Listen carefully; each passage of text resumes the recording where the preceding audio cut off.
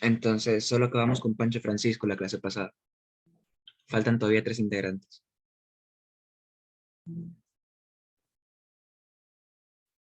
¿Por dónde nos quedamos? ¿Estamos? Si no estoy mal, por metabolismo de proteínas. Me corrige alguno del grupo, por favor. Y hasta el metabolismo de proteínas. Ya vimos la anatomía fisiológica, la secreción de la bilis, almacenamiento, concentración, composición y vaciamiento de la bilis. Eso ya vimos. O sea que vimos el metabolismo de los hidratos de carbono, de la proteína, de las grasas. Ya. La función metabólica también. Medición e información de la bilirrubina. Eso de ahí creo que no, doctor. Ya, pues entonces empecemos por ahí. ¿A quién le toca? Disculpen el atraso, el gran atraso.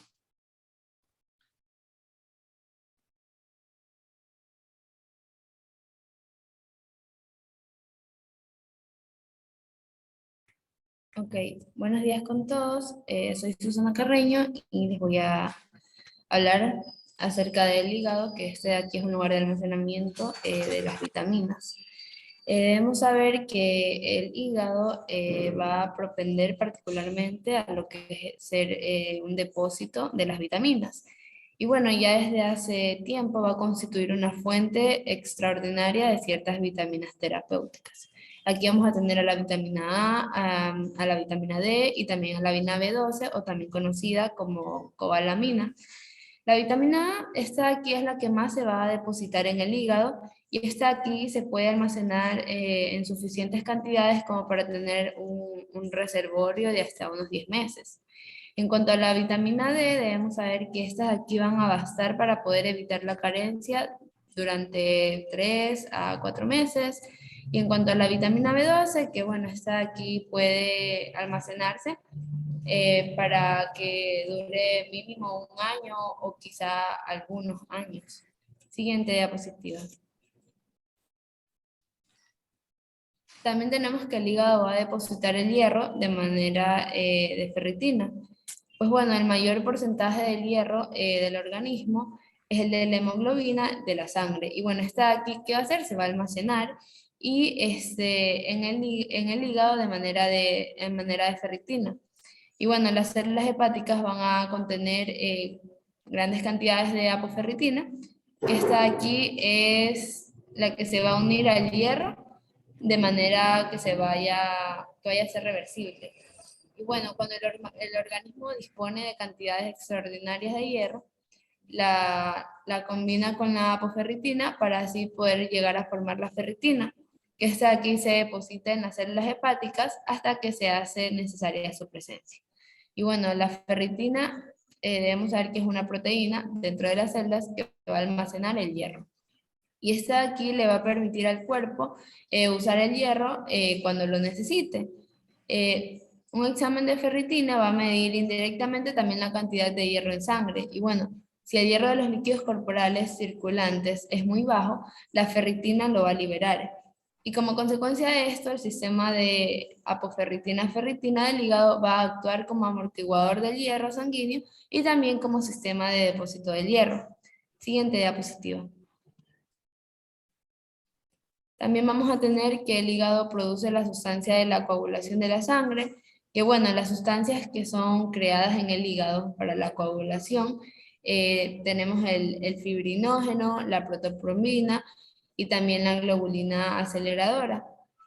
También vamos a encontrar el factor 7, 9 y 10 y también otros factores importantes. Que bueno, los procesos metabólicos para la síntesis de algunas de estas sustancias en el hígado en particular, va a ser la protoporfina, los factores 7, 9 y 10, que bueno, van a exigir la presencia de la vitamina K. Si esta vitamina K está ausente, las concentraciones de todas estas sustancias van a disminuir de una manera notable y bueno, con lo que casi se impide la coagulación de la sangre. Siguiente diapositiva. El hígado también es capaz de eliminar o depurar los fármacos, las hormonas y también otras sustancias.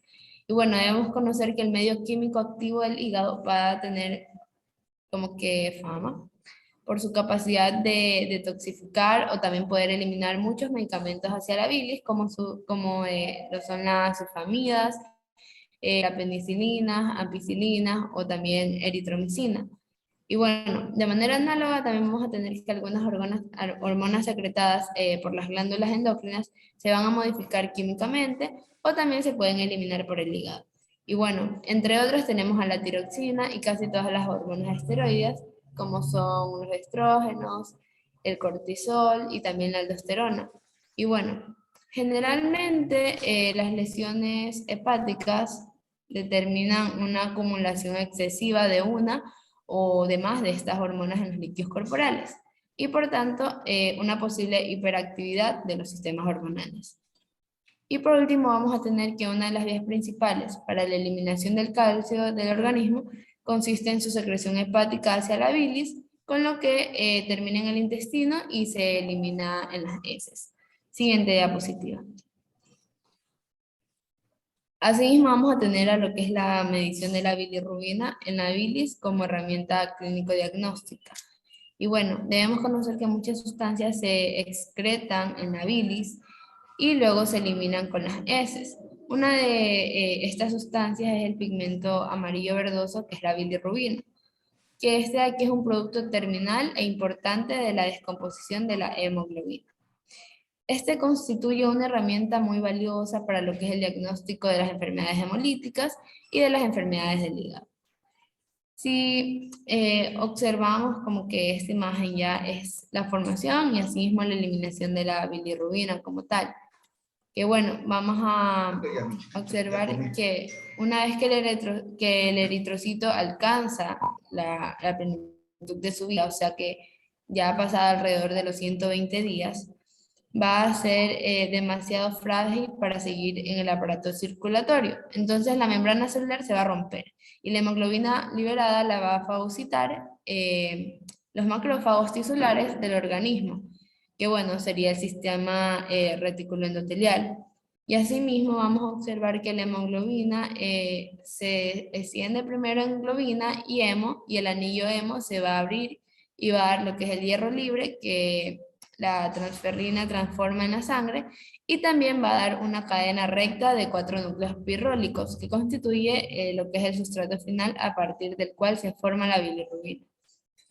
Y bueno, vamos a tener que la primera sustancia que se forma es la biliverdina, que esta sustancia se va a reducir en bilirrubina libre, o también bilirrubina no conjugada, que bueno, va liberándose de a poco de los macrófagos hacia el plasma. Y bueno, esta forma de bilirrubina se va a unir a la albúmina del plasma, que la transporta por la sangre y por los líquidos intersticiales. Vamos a observar que en pocas horas esa bilirrubina no conjugada se va a absorber por la membrana del hepatocito y bueno, al entrar dentro del hepatocito se va a desligar de la albúmina plasmática y se va a conjugar. Esto aquí, si hablamos de porcentaje, sería como que un 80%, y bueno, con el ácido,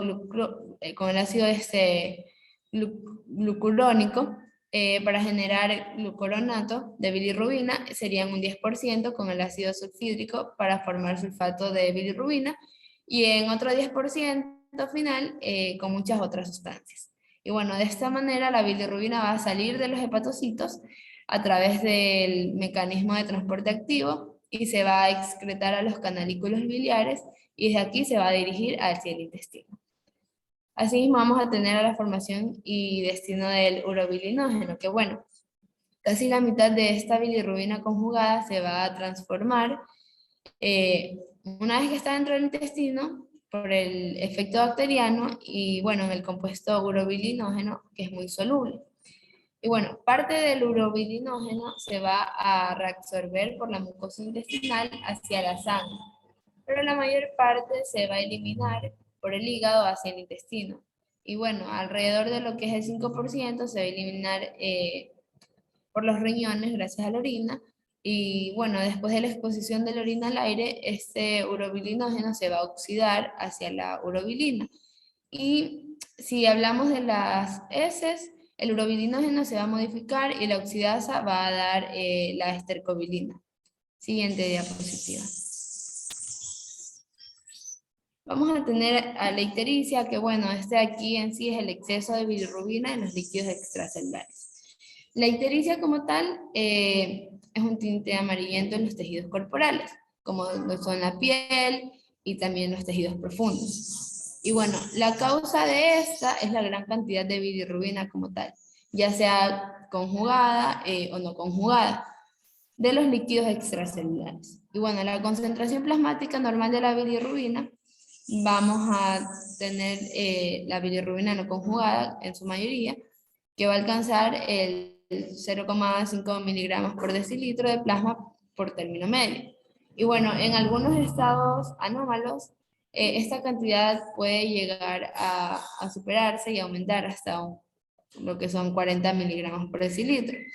Y bueno, esto aquí sería en su mayor parte bilirrubina conjugada. Vamos a tener que la piel va a empezar a denotar la ictericia cuando la concentración aumenta hasta 3 veces su valor normal, es decir, por encima del 1,5 miligramos por decilitro. Siguiente diapositiva. En cuanto a los tipos de ictericia, vamos a tener a la ictericia hemolítica y a la ictericia obstructiva. La ictericia hemolítica es la destrucción acelerada de los eritrocitos con liberación rápida de bilirrubina hacia la sangre. Y en cuanto a la ictericia obstructiva, vamos a tener que es la obstrucción de la vía biliar o daño de las células hepáticas, de forma que el tubo digestivo puede excretar las cantidades normales de bilirrubina. Siguiente diapositiva. Vamos a tener a la ictericia hemolítica, que obedece a la hemólisis de los eritrocitos. Pues bueno, la función excretora del hígado no se altera en la ictericia hemolítica, pero los eritrocitos se van a destruir con mucha rapidez, entonces las células hepáticas no van a lograr eliminar la bilirrubina a profundidad, ¿ya? Entonces la concentración plasmática de bilirrubina no conjugada se va a elevar por encima del valor normal. Entonces, esto de aquí de manera análoga, la velocidad de la síntesis de urobilinógeno en el intestino va a aumentar. Y es por esto que gran parte de este compuesto se va a absorber hacia la sangre para así poder ser luego eliminado en la orina. Siguiente diapositiva. Vamos a tener a la ictericia obstructiva, que es la que obedece a la obstrucción de la vía biliar o enfermedades hepáticas. Y bueno, en la ictericia obstructiva, que está aquí se debe a la obstrucción de la vía biliar como tal, que bueno, sería mayormente por la obstrucción del colédoco, ya sea por un cálculo biliar o por cáncer, y bueno, también se puede dar por la lesión de los hepatocitos, como en la hepatitis. La velocidad de síntesis de la bilirrubina va a ser normal, ¿ya? Pero la bilirrubina formada no va a pasar de la sangre al intestino. La bilirrubina no conjugada va a entrar en el hepatocito y se va a conjugar de la manera habitual, ¿ya? Entonces esa bilirrubina conjugada va a regresar a la sangre, ya sea por rotura de los canalículos biliares congestionados y también por el vertido directo de lo que es la bilis a la linfa que va a salir del hígado. Y entonces vamos a tener que casi toda la bilirrubina del plasma va a ser conjugada en lugar de ser no conjugada. Siguiente diapositiva. En cuanto al diagnóstico diferencial entre la ictericia hemolítica y la obstructiva, vamos a tener que las pruebas de laboratorio permiten separar la bilirrubina no conjugada de la conjugada en el plasma. Y bueno, casi todas las bilirrubinas de tipo no conjugada, en la ictericia hemolítica y en la conjugada, la vamos a encontrar en la obstructiva. Y bueno, para separar estas de aquí, existe una prueba que es la reacción de Van den Berg, que bueno, si se obstruye por completo el flujo de la bilis, no llega nada de bilirrubina al intestino por su conversión en urobilinógeno por las bacterias. Entonces la sangre tampoco va a poder reabsorber el urobilinógeno y este no se va a eliminar por los riñones hacia la orina. Entonces, las pruebas de urobilinógeno en orina son completamente negativas en lo que es la ictericia obstructiva completa. En cuanto a las heces, van a tomar un color de arcilla por falta de la estercobilina y también por falta de otros pigmentos biliares. Y bueno, vamos a tener otra diferencia entre estas bilirrubinas conjugadas y no conjugadas, es que los riñones pueden eliminar pequeñas cantidades de bilirrubina conjugada muy soluble, pero no la bilirrubina no conjugada ligada a la albúmina. Y bueno, como consecuencia, vamos a tener que en la ictericia obstructiva grave van a aparecer las importantes de bilirrubina conjugada en la orina, para lo cual basta con agitar la orina y observar la espuma, que bueno, va a tener un color amarillo intenso. Entonces vamos a ver que si se conoce la fisiología de la eliminación de la bilirrubina por el hígado y se emplean algunas pruebas sencillas, vamos a diferenciar casi siempre entre los dos tipos de enfermedades hemolíticas y enfermedades hepáticas, que bueno, aparte van a establecer la gravedad del proceso. Siguiente diapositiva.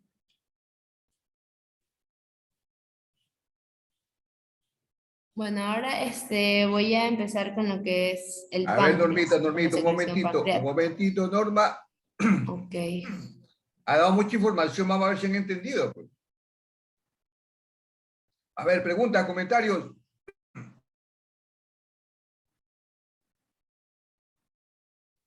Miren que todo lo que ha dado Norma es un capítulo muy importante, porque la van a encontrar unos pacientes que parecen barcelonistas, bien amarillos, y tienen que saber diagnosticar si es obstructiva, si es hemolítica o si es hepática, porque Norma nos dio una explicación bien, pero ahí hay una cosa que falta.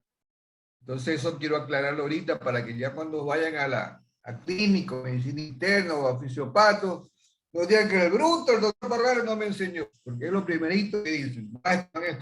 Que no, el bruto ese no le enseñó. Ahora, si preguntas, le ponemos catecolaminas, liberamos catecolaminas. ¿Voluntario o sacamos catecolaminas? Bueno. Doctor, una preguntita. A ver, eso me gusta, a ver. Norma, mi duda. En lo que es la bilirrubina no conjugada y la conjugada, ya sé que existen como varias diferencias, ¿no? Pero habría una como que sería más notoria. ¿Más qué? O sea, más notoria, o sea, como que ese recalque más entre una y otra. ¿Qué dice Norma? Normiña.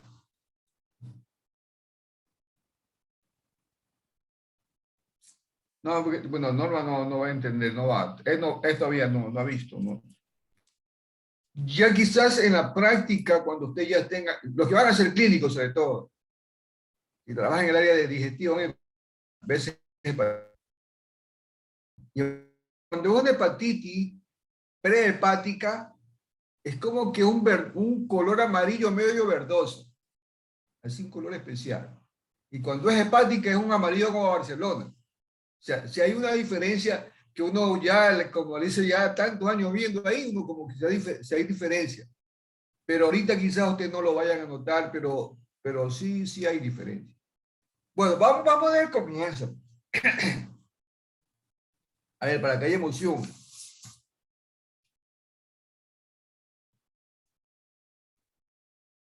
Stephanie es mi favorita, por eso que la llamo primerita. Hola, doctor. Aquí estoy. Stephanie. La compañera habló que una de las funciones más importantes del hígado es producir los elementos, el mecanismo de la coagulación. Le llega un pacientito que le sangra y usted le coge punto y le sigue sangrando. Tienen como antecedente borrachito. ¿Qué pensaría usted? ¿Qué estará pasando?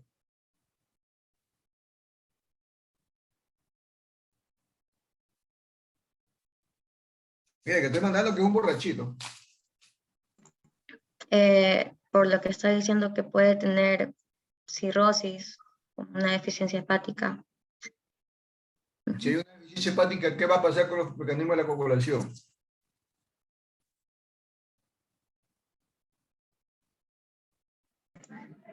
No se van a producir de forma completa, o sea que no se van a poder sintetizar, no se llegan a formar correctamente. Por eso. Y por si acaso le metan un juicio, ¿qué examen le pediría? Para que Yo tengo un juicio donde se muere ese pacientito. ¿Qué examen le pido al paciente para que no me metan a un juicio? Es que se le Mm, sangra.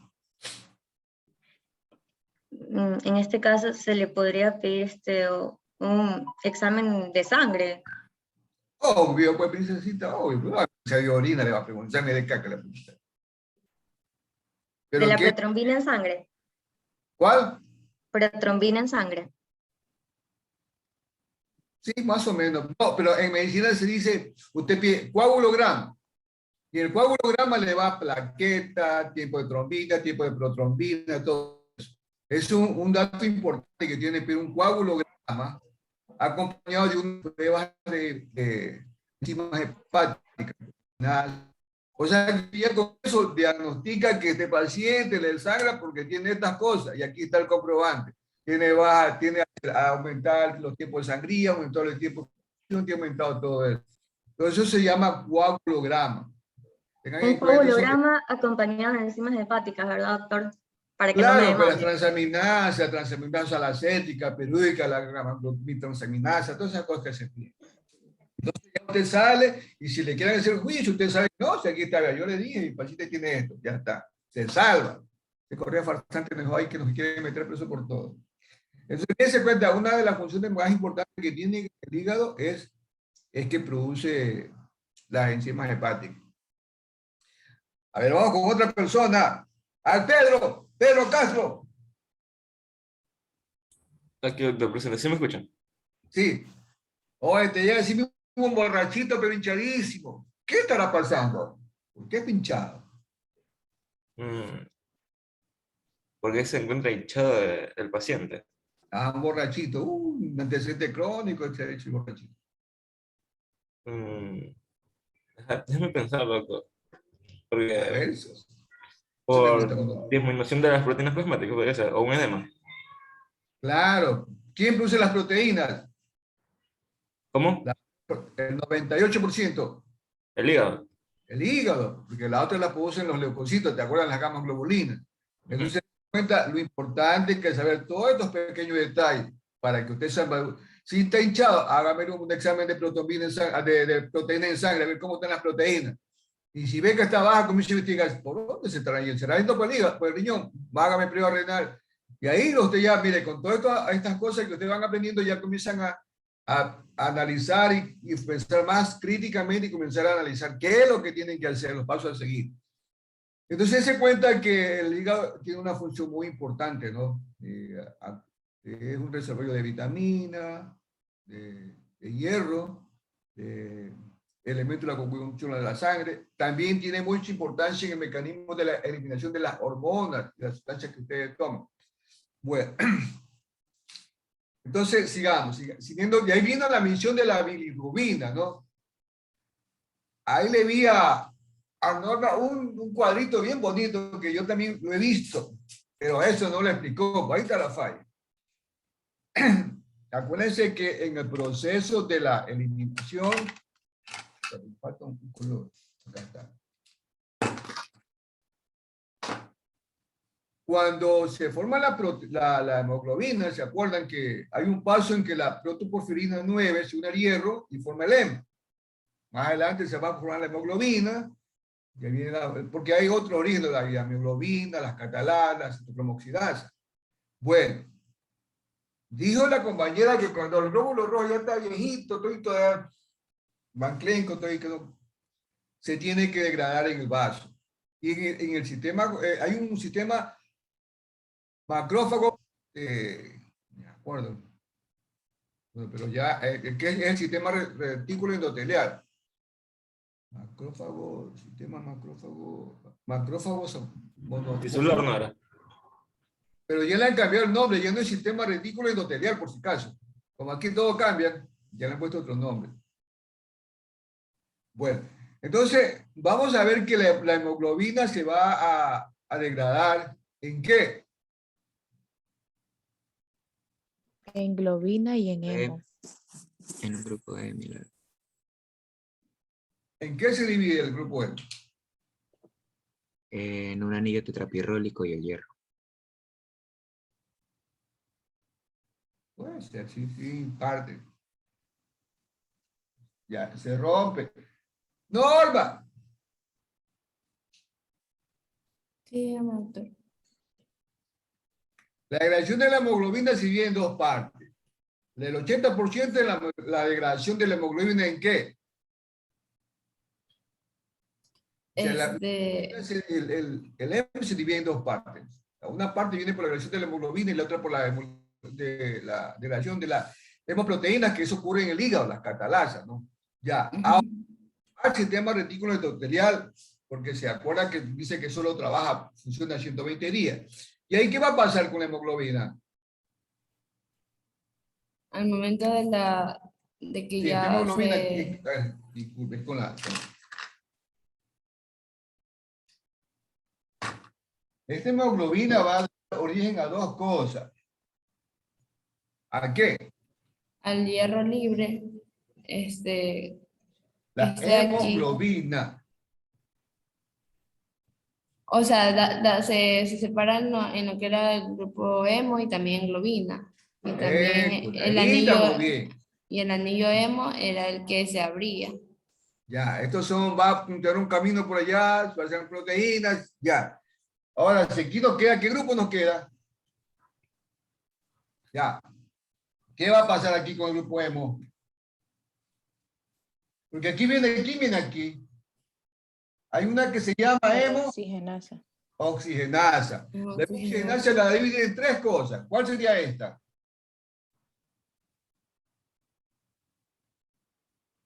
Pero este es ferroso, ¿Cuál? acuérdense, ferroso. Ahí viene la transferrina y lo va a transformar en férrico, ¿se acuerdan? Lo hace férrico, si no, no funciona. Y acá viene lo bueno. ¿Qué produce aquí? Biliverdina. La biliverdina. Biliverdina. ¿Sí o sí? Ahora sí, esta biliverdina, ¿qué característica tiene? Esta aquí sería la bilirrubina no conjugada. No conjugada. Característica. Que es Que o hidrosoluble. mandé. ¿Es hidrosoluble o liposoluble? Se une al agua o no se une. ¿Qué cosa se me corta? ¿Se une al agua o no se une al agua? ¿Es hidrosoluble o liposoluble? Esta aquí sí es hidrosoluble. Entonces, Perdón, esta era la liposoluble, esta era la liposoluble.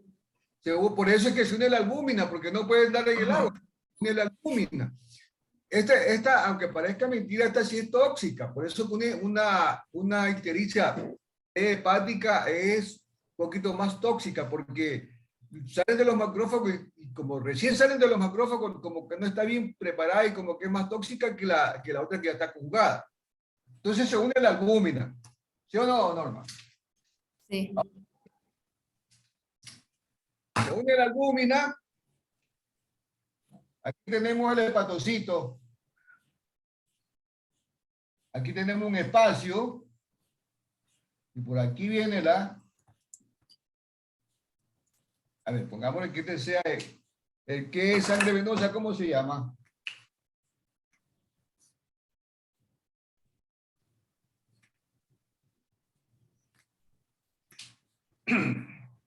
¿Qué cosa?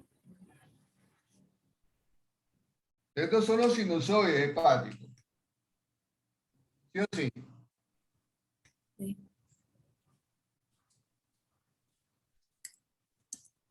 Por aquí viene la bilirrubina, junto con quién. ¿Con quién viene?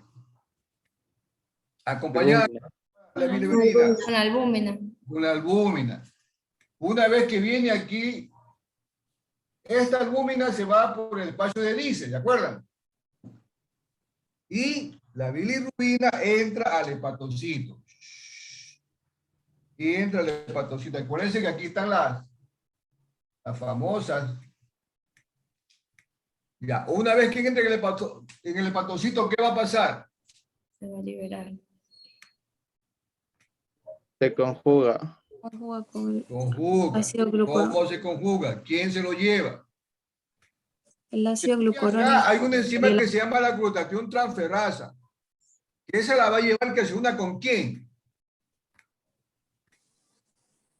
Con el ácido glucurónico. ¿Por medio de quién? ¿Qué enzima? La glucuroniltransferasa. Norma, ayúdame, que yo no me acuerdo bien. La cloroniltransferasa. ¿Y va a formar qué? Norma, ¿qué forma? Aquí se formaba el glucuronato de bilirrubina. Monodi. Era, ¿Cómo si no me quieras? equivoco, se forma el di. No, primero el mono. El mono glucurónido de bilirrubina. Más adelante se vuelve a conjugar, se hace diglucurónico de bilirrubina. Así es. Miren, y eso ocurre en el hepatocito. Miren que yo les voy diciendo poco a poco porque posteriormente va a ver la importancia de todo esto. Ya se conjugó. Ahora sí, Priscila, está conjugada. ¿A dónde va de ahí? Una vez que ya se... Aquí se formó la bili. ¿A dónde? ¿A dónde va? Al bodeno. O el canalículo biliar. ¿A dónde? O de ahí. O sea, va por los, y existe la canalículos vesícula. Pues. biliares ya. Y ahí luego ya se dirige hacia, A la hacia el vesícula, de la intestino. vesícula ya se va, ahí ya va al duodeno. Ya, en el duodeno, ¿qué va a pasar? El 80% es ácido, ¿y que se va a transformar en qué? El 80% de aquí era que Aquí se se transforma, ¿en qué se transformaba en transforma? Urobilinógeno. urobilinógeno. Este urobilinógeno, el 80% se oxida y se transforma ¿en qué? Este de aquí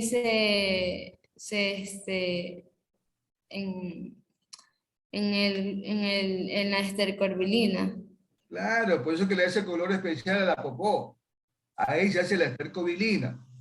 Del 20% que viene acá, ¿qué va a pasar? Ese de ahí en urobilina.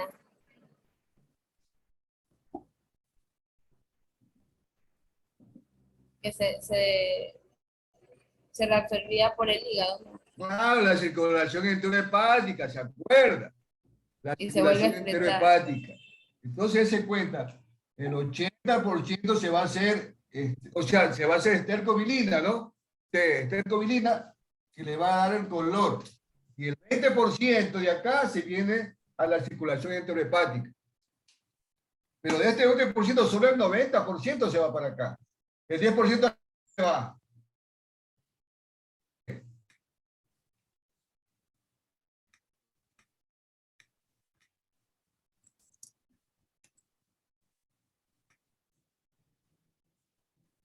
Se cortó. ¿Qué dijo? El 80% se transforma en estercobilina. Ajá. El 20% que está acá se produce lo que se llama la circulación enterohepática. De esto de aquí, el 90% se va a la circulación enterohepática, pero el 10% se va hacia abajo, ¿hacia dónde? A la orina. A la orina. ¿En qué se transforma? En la orina se transformaba en la urobilina. Urobilina. Entonces, más o menos, ese es el mecanismo que sigue. ¿Alguna pregunta, chicos? ¿De dónde sacó ese 90, doctor? Ya. Es que mira, yo le estoy explicando que el 80% se hace estercobilina, ¿no? Nos quedó el 20%. ¿Sí o sí? De este 20%, el 90% va a la circulación y el 10% se hace urobilina. Se va a la orina y se hace urobilina. ¿Comprendido? ¿Está claro todo esto? Doctor, el 10% que es del ácido sulfúrico, entonces, ¿en qué porcentaje estaría? No le escucho. Está muy bajito. Ahí me escucha. Ahí, a ver. Digo que el 10% que está en lo que es el ácido sulfúrico, ¿a qué porcentaje de ahí correspondería? Igual no le... Ya, a ver, vamos otra vez, ya, para que se quede claro.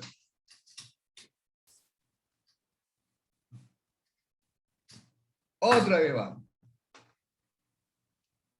La hemoglobina se va a transformar, se va a dividir en globina y... Hemo. Ya, hemo. ¿El hemo se va a transformar en qué? ¿Por medio de quién? Aquí viene la hemoxigenasa. La hemoxigenasa forma 3 productos. ¿Cuáles son? Dióxido de carbono, biliverdina y hierro. ¿Ferroso o férrico? Ferroso. Ferroso. Ferroso, se transforma en férrico. pues viene, hay lo que es la transferrina, si uno iba, eso es férrico. Y ahora sí, hasta ahí está bien, ¿no? Ya vamos. Viene el macrófago y produce la biliverdina, que es la bilirrubina no conjugada. Como yo le dije, como está recién salida, no está... Como tengo la comida de una forma tosca, bruta todavía, es muy tóxica, es potencialmente tóxica y no es hidrosoluble. Por lo tanto, tiene que unirse ¿a quién?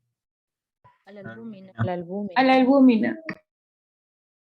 La bilirrubina se va a unir a la albúmina. Se mete por los oides hepáticos y se va ¿a dónde? Se va al hepatocito. Aquí venían los dos amiguitos. Venían los dos aquí bien pegaditos. Y aquí se va por el espacio de dice, ¿quién se va? La albúmina. La albúmina. Pero acuérdense que es un desfogadero, ¿no? Por acá se va la albúmina y la entra.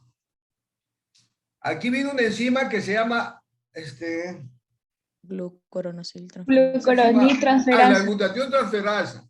La glutatión transferasa la lleva aquí para que se una ¿con quién?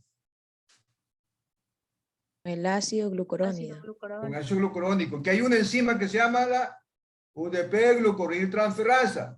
Lo transforma en monoglucónido de bilirrubina. Se vuelve a conjugar y hace el diglucurónido de bilirrubina. Eso es en el hepatocito. ¿Está claro? Ahora sí. Aquí tenemos al hepatocito. Y sale la bilirrubina. Sale por los canalículos biliares, llega a la vesícula se comienza a hacer lo que ya pasó todo. ¿Y va a dónde? Al duodeno. ¿Qué ocurre en el duodeno? Se oxida. 30% ¿qué se hace? Este es estercobilinógeno que se va a transformar en ¿qué? En estercobilina. Estercobilina. Estercobilina. El 20% se va para acá, pero de este 20% solo el 90% hace la Circulación. hepática y el 10% se va a la orina. Urobilina. ¿Para formar qué? Urobilina. Urobilina. Urobilina.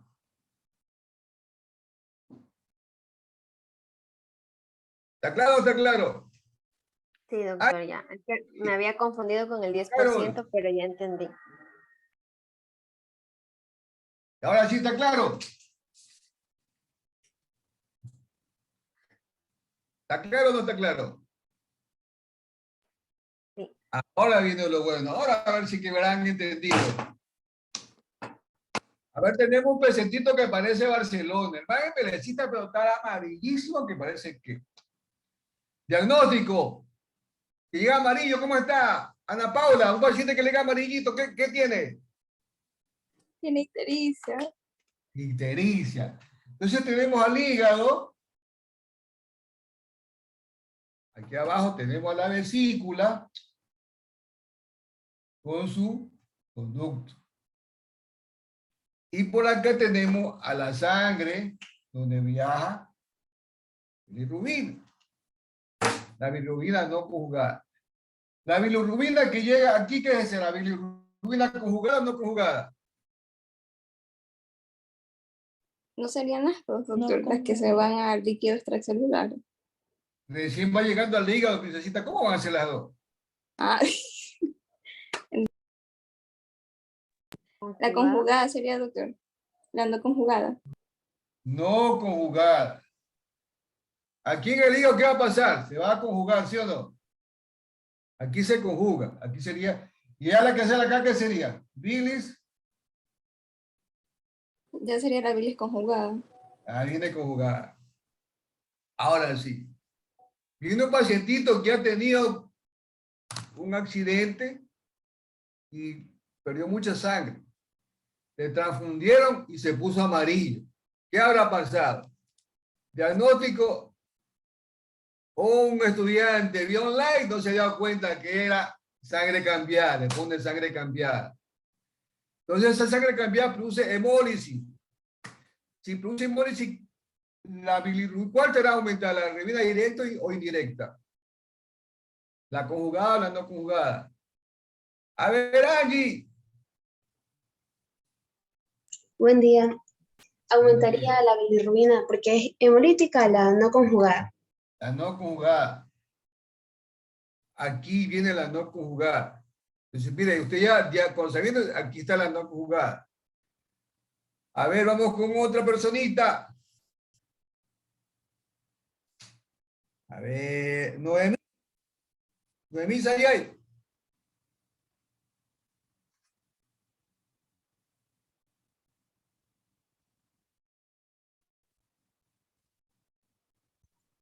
Sí, Noemí, ¿está o no está? sí estoy, solo que se me trabó. No sé, no lo logré escuchar bien. Le llegó un pacientito que aparece, que es como Barcelona amarillísimo, pero no ha tenido ningún tipo de hemorragia, nada, pero está amarillo. Pero le hacen diagnóstico y tiene hepatitis. ¿Qué será? ¿Quién estará más alta, la conjugada o la no conjugada?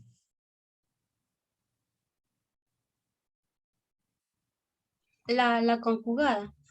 ¿Por qué? Ay.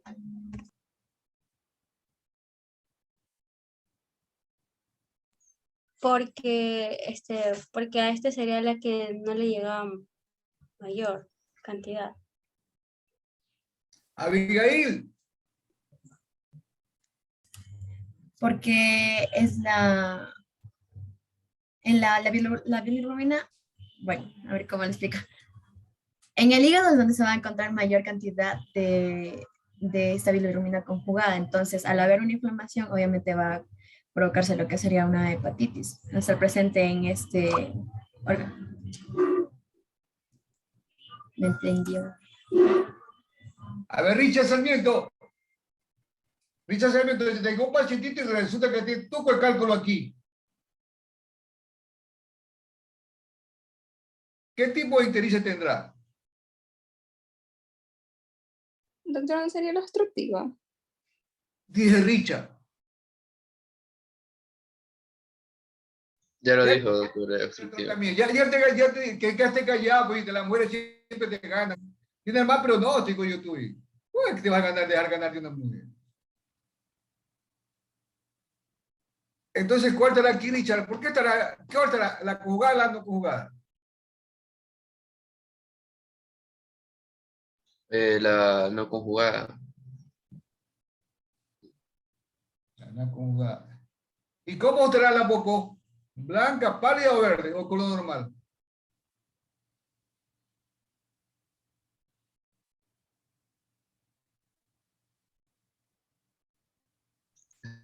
Sería pálida, blanca. ¿Se acuerdan que el 80% se hacía estercobilina, no?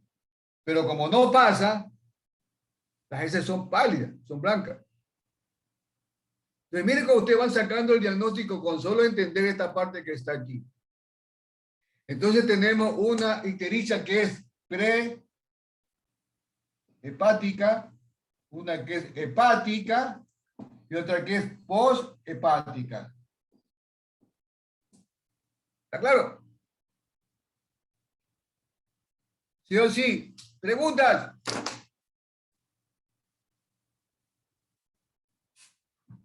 Doctor, una pregunta. En lo que es la ictericia hepática, la que ocurre por un daño en lo que son los hepatocitos, no me quedó claro bien. En sí, ¿se comienza a acumular la no conjugada o la conjugada? Porque se supone que si hay daño a nivel de los hepatocitos, no se conjugaría la bilirrubina no conjugada. Entonces, que habría una disminución de las... El hígado sí funciona. Lo que está es inflamado. Está hinchado. Ah, ya, o sea... Ah, ok. Entonces, lo que va para aquí, que los canalículos normales, como se hinchan, la luz hace chiquita. Comienza a quedarse y va a estar, pero ya está conjugada. Ah, ya, ok, o sea, es un daño a nivel de los canalículos, más no de los O sea, hepatocitos. el hepatocito se inflama y por lo tanto va a apretar los canalículos. Es una inflamación del hígado, nada más. Es un virus que casi como el COVID, sino que le da solamente al hígado. Ahora, claro que depende de qué tipo de virus que le afecta, es el daño. Hay unos que ya son daños severos que terminan en cáncer, ¿no? Hay hepatitis A, hepatitis B, hepatitis C, hepatitis D, depende del virus que le cae. El más normal que nos da casi todo el mundo es hepatitis A, que es como una gripe. Se pone un amarillo 2 o 3 días y lo mandan con dieta bastante azúcar, ¿no? Y pasa, descanso pasa, pero ya cuando al otro te llevan, ya te puede llevar a la cirrosis y la otra te puede llevar hasta el cáncer, depende del tipo de hepatitis. Entonces, en el caso, doctor, última pregunta. En el caso entonces que el hepatocito sí se va afectado, o sea que hay una destrucción del hepatocito, ahí sí lo que se va a acumular es la no conjugada, porque no se puede conjugar. Exacto, hay de las dos clases, ahí se puede hacer incluso hasta mixta, vas a encontrar de los dos. Por eso que Norma nos dijo al comienzo que al final nos dijo, ¿no? En la diapositiva que está Norma al final están los valores ya normales, creo que de 1 punto hasta 1.2 el valor de la bilirrubina total. La indirecta es la mayor, el 7.2. Entonces, según eso, tú ya vas valorando quién está más la bilirrubina directa o la indirecta, y ahí tú ya vas valorando. Bueno, preguntas hasta aquí. Con esto ya, ya entramos a otra, que es el pan. Entonces le pregunto. A ver, Kiana. A ver, doctor, entonces hay las 3 ictericias ya, y solo en la prehepática va a estar la bilirrubina no conjugada elevada. En la hepática y en la poshepática va a estar la bilirrubina conjugada elevada. Esta puede ser a veces mixta. Ah, ya. Ok. Bueno, si está todo claro, continuemos.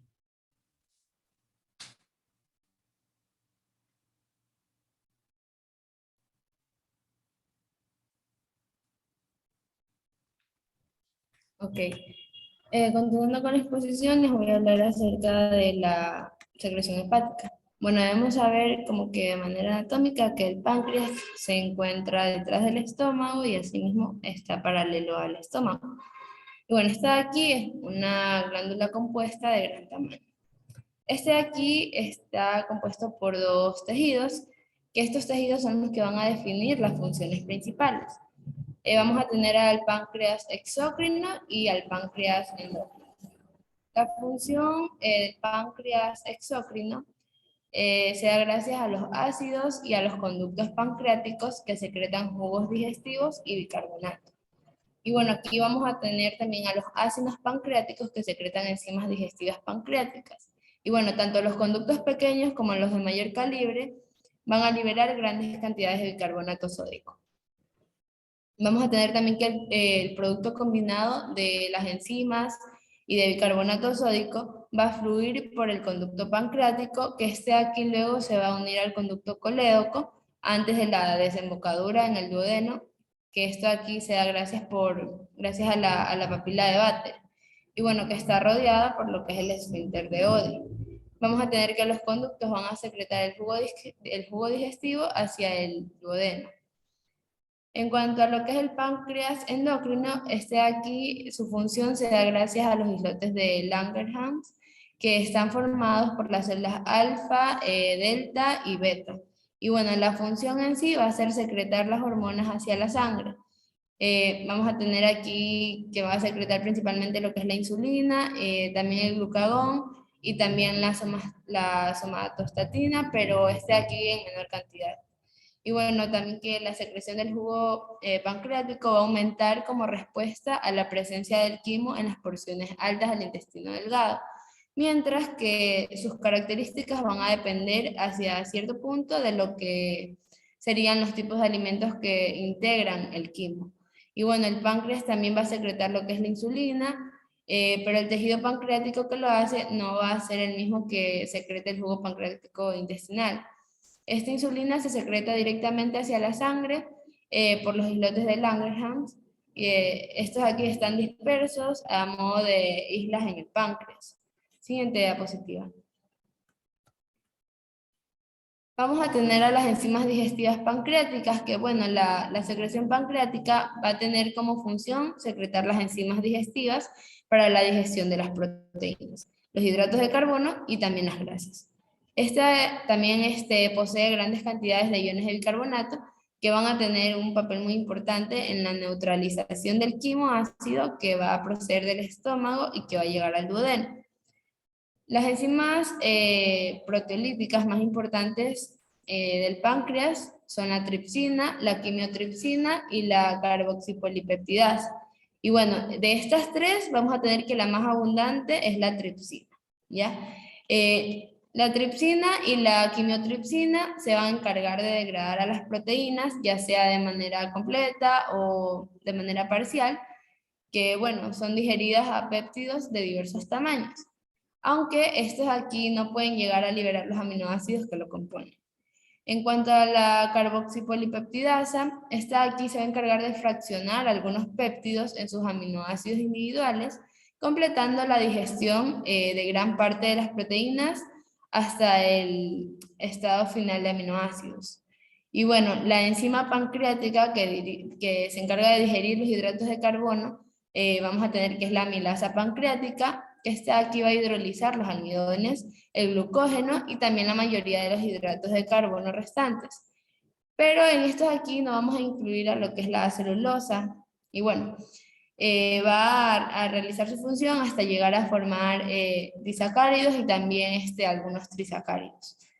También las enzimas principales para la digestión de las grasas, vamos a tener a la lipasa pancreática, que esta aquí va a ser capaz de hidrolizar a las grasas neutras, a ácidos grasos y también monoglicéridos.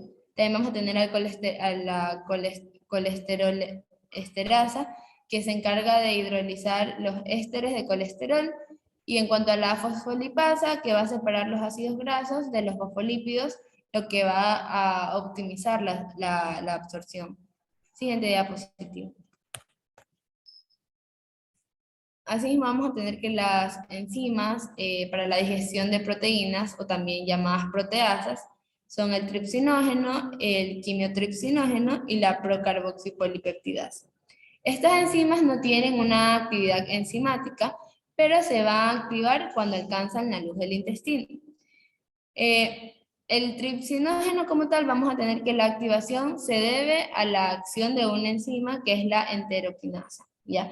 Esta aquí es secretada por la mucosa intestinal cuando el quimo entra en contacto con la mucosa. Y bueno, este tripsinógeno puede activarse de manera autocatalítica, por lo que se pueda convertir en tripsina. Y bueno, esta tripsina activada tiene la capacidad de activar a todas las enzimas proteasas. Vamos a ver que el quimiotripsinógeno se va a formar en quimiotripsina, y asimismo la procarboxipolipeptidasa se activa y se va a convertir en carboxipolipeptidasa. Siguiente diapositiva.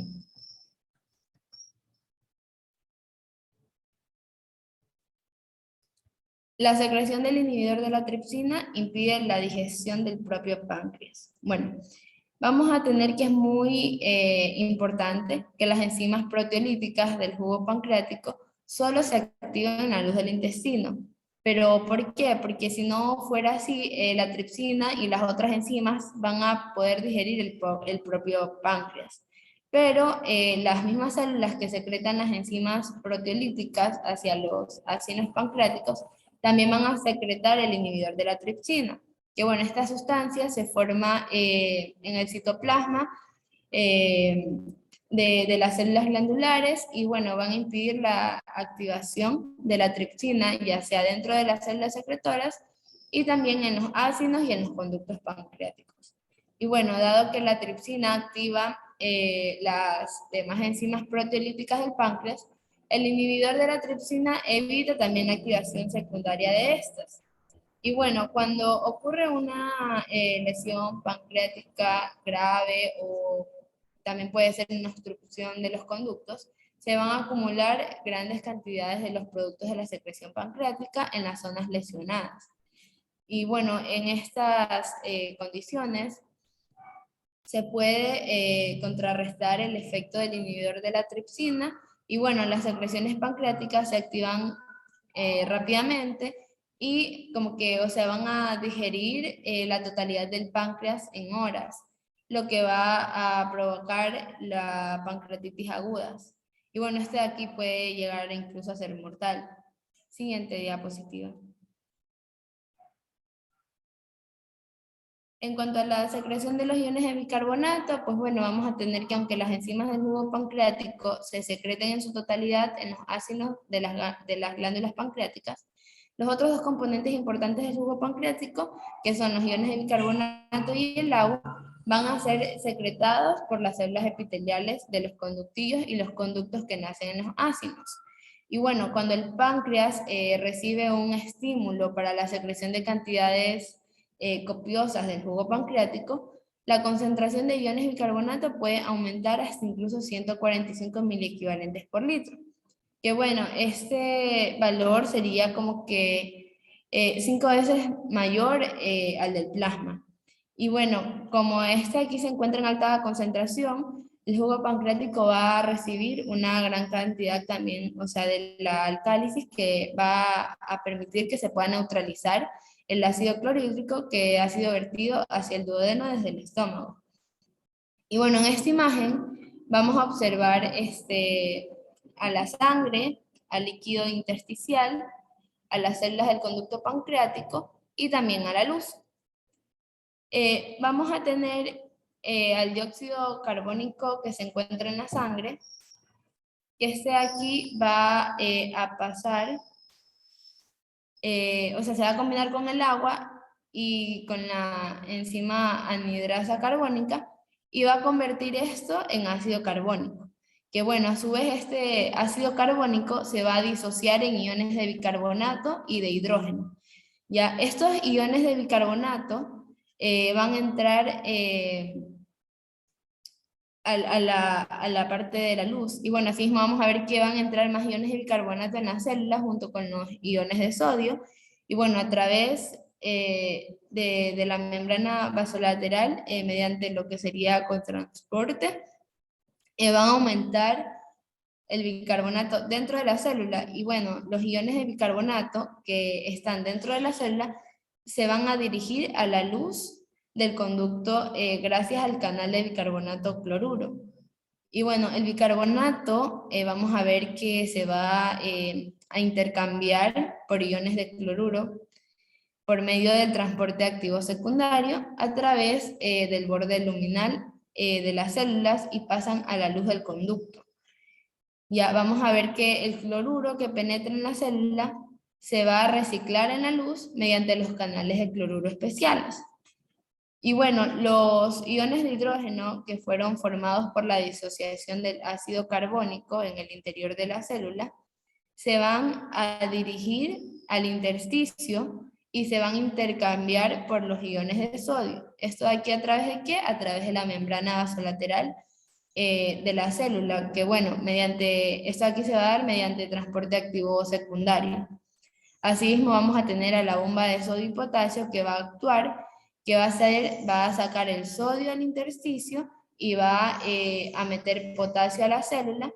Y bueno, este aquí va a ser sacado nuevamente por los canales de potasio. Vamos a observar que la luz del conducto tiene lo que es el cloruro, lo que es el bicarbonato, y estos aquí son negativos, ¿ya? Entonces se va a crear una negatividad, lo que va a hacer que el sodio que se encuentra en el líquido intersticial, que es positivo, o sea, que se atraiga, ¿ya? Entonces este sodio va a pasar a la luz a través de las uniones estrechas entre la célula. Y bueno, este sodio crea una fuerza osmótica, haciendo que el agua también pase por el conducto a través de ósmosis. Y bueno, como resultado vamos a tener bicarbonato, vamos a tener sodio, agua y también cloruro en la luz. Y bueno, lo importante de esta secreción sería el bicarbonato de sodio, que es secretado. Y bueno, este aquí va a ser secretado por un líquido isosmótico, y va a tener su pH de 8, que este aquí sería alcalino, que es lo que va a permitir la neutralización del ácido que proviene del estómago. Siguiente diapositiva. En cuanto a la regulación de la secreción pancreática, tenemos los estímulos básicos que van a provocar la secreción pancreática. Vamos a tener a la acetilcolina, a la colecistocinina y a la secretina. La acetilcolina, esta aquí va a ser liberada por las terminaciones nerviosas parasimpáticas del vago y asimismo por otros nervios colinérgicos del sistema nervioso autónomo. En cuanto a la colecistocinina, esta aquí es secretada por la mucosa del duodeno y las primeras porciones del yeyuno cuando los alimentos penetran en el intestino delgado. Y la secretina, esta aquí es secretada por la misma mucosa duodenal y yeyunal cuando llegan alimentos muy ácidos al intestino delgado. Vamos a tener que las dos primeras, es decir, la acetilcolina y la colecistocinina, van a estimular a las células acinares del páncreas, que estas aquí favorecen a la secreción de grandes cantidades de enzimas pancreáticas digestivas, con adiciones escasas de líquido asociado. Y bueno, sin el agua la mayoría de las enzimas va a quedar temporalmente almacenadas en los ácidos y en los conductos hasta que una cantidad mayor de secreción líquida las arrastra hacia el duodeno. En cuanto a la secretina, esta aquí va a ser lo contrario de las dos primeras que ya les mencioné, ya que esta de aquí va a estimular a las células del conducto pancreático, sobre todo la secreción de grandes cantidades de solución acuosa de bicarbonato sódico por el epitelio pancreático ductal. Siguiente diapositiva. Perdón. Esta aquí me olvidaba. Regresar. Aquí también vamos a tener a los efectos multiplicadores de los distintos estímulos. Que bueno, si todos estos estímulos se llegan a dar al mismo tiempo, la secreción total va a ser muchísimo mayor que si nos ponemos a sumar cada uno de estos estímulos, ¿ya? Entonces, se dice que los diversos estímulos se van a multiplicar o, como se puede decir, también a potenciar entre sí. Y bueno, esto aquí va a dar como consecuencia la secreción pancreática, que normalmente procede de los efectos combinados de varios estímulos básicos y no solamente de uno. Siguiente diapositiva. En cuanto a las fases de la secreción pancreática, vamos a tener tres: la fase cefálica, la fase gástrica y la fase intestinal. La fase cefálica, esta aquí se produce por la visión, por el tacto, por el olor o el gusto de los alimentos. Que bueno, una vez que se realizan estas acciones, se van a mandar señales al sistema nervioso central, lo que va a producir la secreción gástrica, que estimula la liberación de acetilcolina en las terminaciones nerviosas vagales del páncreas. Y bueno, asimismo se va a estimular el ácido pancreático, lo que va a dar la secreción de las enzimas pancreáticas. Y bueno, si hablamos de porcentaje, esta fase va a aportar lo que sería el 20% de la secreción de la total de las enzimas pancreáticas luego de una comida. Pero como la cantidad de agua y electrolitos secretados juntos con las enzimas va a ser escasas, va a fluir muy poca secreción desde los conductos pancreáticos hacia el intestino. En cuanto a la fase gástrica, esta aquí se va a dar cuando el alimento entra al estómago. Y bueno, se sigue la estimulación nerviosa de la secreción pancreática continua y se añade de 5 a 10% de enzimas pancreáticas secretadas luego de una comida. Y bueno, la cantidad que llega al duodeno va a seguir siendo escasa debido a la falta de secreción de líquido en cantidades significativas. Y bueno, solo la acetilcolina va a estimular hasta aquí, por lo que la secreción contiene enzimas digestivas, pero muy poca agua, y asimismo bicarbonato y electrolitos. Recordemos que la encargada de esto sería la secretina, pero hasta este punto no la vamos a encontrar como tal. Y en la fase intestinal vamos a tener que esta ocurre cuando el quimo entra al duodeno. Esta de aquí va a estimular a las células S, que son las que van a liberar la secretina, y también van a estimular a las células I, que estas aquí liberan la colecistocinina. Y bueno, esta fase va a aportar lo que sería ya el 70% de la secreción pancreática, y esta de aquí sería una secreción copiosa y abundante, sobre todo en respuesta a la hormona de la secretina. Siguiente diapositiva.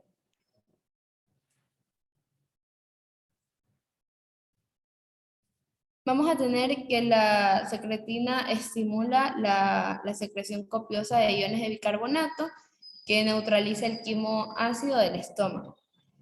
Bueno, la secretina, este aquí es un polipéptido que se encuentra en las células S, como ya lo mencioné, de la mucosa del duodeno y yeyuno, en forma inactiva, es decir, como prosecretina. Y bueno, el único componente del quimo que estimula como que el verdadero potencial de la liberación de la secretina sería el ácido clorhídrico de la secreción gástrica. Y bueno, la secretina, a su vez, esta aquí va a estimular al páncreas a secretar una gran cantidad de líquido con muchos iones de bicarbonato. Y si hablamos en cantidad, sería 145 miliequivalentes por litro. Y bueno, con una baja concentración de iones de cloruro. Y cuando el quimo es ácido, ¿ok? Sería un pH de 4.5 o de 5.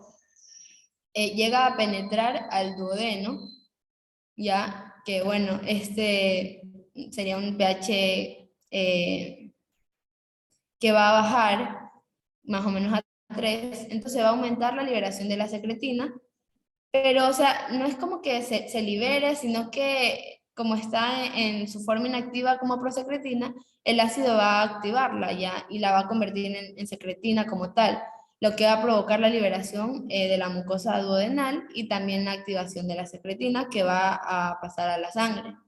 Y bueno, este mecanismo hace que el páncreas secrete grandes cantidades de jugo con abundante bicarbonato sódico.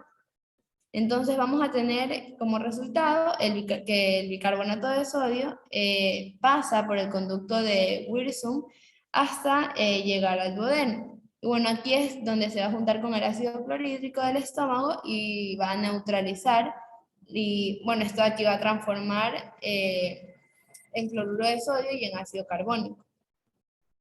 Vamos a tener que el ácido carbónico se disocia en dióxido de carbono y en agua. Y bueno, el primero pasa a la sangre y se elimina a través de los pulmones, lo que va a dejar una solución neutra de cloruro sódico en el duodeno. En cuanto al agua y el cloruro de sodio van a seguir su trayecto al intestino, y bueno, el pH de la secreción de bicarbonato sódico secretado por el páncreas es de 8. Entonces, este pH va a permitir neutralizar al quimo ácido, ¿ya? Y va a mantener lo que es el equilibrio ácido-base en el duodeno, lo que va a evitar las úlceras y asimismo el daño en la mucosa duodenal. Siguiente diapositiva. Y bueno, asimismo vamos a tener a la colecistocinina que contribuye al control de la secreción pancreática de enzimas digestivas. La colecistocinina en sí, esta aquí es una hormona que es liberada por las células I. Este de aquí es un polipéptido que es generado por otro grupo distinto de células de la mucosa que se encuentra en el duodeno y parte del proximal del yeyuno. Y bueno, la liberación de la colecistocinina va a depender de la presencia de proteasas que son producto de la degradación parcial de proteínas y también de la presencia de ácidos grasos de cadena larga. Vamos a tener que las proteínas y las grasas se activan. Estas aquí van a activar la liberación de la colecistocinina, haciendo que el páncreas, a través de las células acinares, secreten las enzimas digestivas. Y bueno, la presencia de alimentos en la parte proximal del intestino delgado va a inducir la liberación de una segunda hormona, que sería, bueno, la liberación de la colecistocinina, que va a depender especialmente de la presencia de las proteasas y de las peptonas, que serían los productos de la degradación parcial de las proteínas. Y bueno, también vamos a tener a los ácidos grasos de cadena larga contenidos en el quimo procedentes del estómago. La colecistocinina, como la secretina, va a pasar a la sangre y bueno, desde ella va a pasar al páncreas, que es donde va a provocar la liberación de las enzimas digestivas pancreáticas por las células acinares. Y bueno, este efecto será como que similar, pero más pronunciado que el de la estimulación vagal, ya que va a constituir como que el 70 u 80% de la secreción total de las enzimas pancreáticas digestivas luego de una comida. Y bueno, en este cuadro vamos a observar los efectos de la secretina y de la colecistocinina. Ya o sea, primero vamos a tener al ácido en el duodeno, que se debe a la secretina, que bueno, se va a dar la abundante secreción de bicarbonato sódico, que tiene lugar en respuesta a este ácido, como vemos en la imagen. Ya, asimismo vamos a tener un efecto doble en respuesta al jabón, que aquí en sí sería una grasa, y también vamos a tener una intensa secreción de enzimas digestivas que son estimuladas por la colecistocinina en presencia de peptonas a nivel duodenal. Y bueno, vamos a tener que la secreción pancreática en volumen diario va a ser de 1000 mililitros y bueno, su pH de 8 a 8.3. Y bueno, hasta aquí el tema de páncreas. Bueno,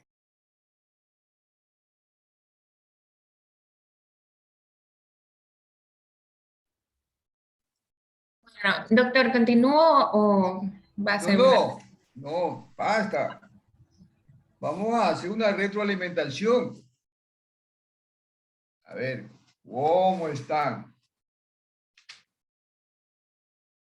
Si están completos todos, se ha escapado alguien. Alce la mano el que no está. Bueno, no sé si a usted les pasa, pero cuando yo estaba en segundo año, ya para mi familia yo era doctor. Y todos los exámenes que tenía me lo pegaban. ¿Qué tengo? Pues a veces uno ni sabe. Así que vamos haciendo esa Solange. Dígame, doctor, ¿sí me escucha? Le llevan un examen de sangre y dice, mijita, tú que ya vas a ser doctora, todo tengo, le sale un examen de azúcar y tiene 70, 90. ¿Está bien o está mal? Yo creo que está bien porque tengo entendido que el valor normal es de 60, 70 a 100 miligramos. Claro. Es de 70 al 100. Entonces está normal. Sí, está bien. Sí, queda como doctor usted ahorita de su familia. ¿Cómo sabe medicina? Chuta. Bueno, le digo este ejemplo porque ahí a mí me pasaba eso. Chuta, todo examen me lo ponían a mí. Entonces ya tenía que yo saber. Pero este examen de la glucosa es muy importante. Porque usted sabe que 70 a 100 es lo normal. Micaela se escapó. A ver, 70 a 100 es lo normal. Entonces, aquí, Norma nos ha explicado un órgano que está muy relacionado con esto. Es importantísimo porque él mantiene la función del páncreas, es mantener la normalidad de la glucosa en sangre, ¿no?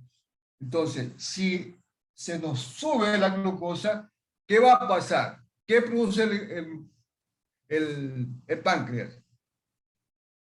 Insulina. Insulina. Produce insulina, ¿no? ¿Y qué hace insulina? ¿Sube o baja el azúcar?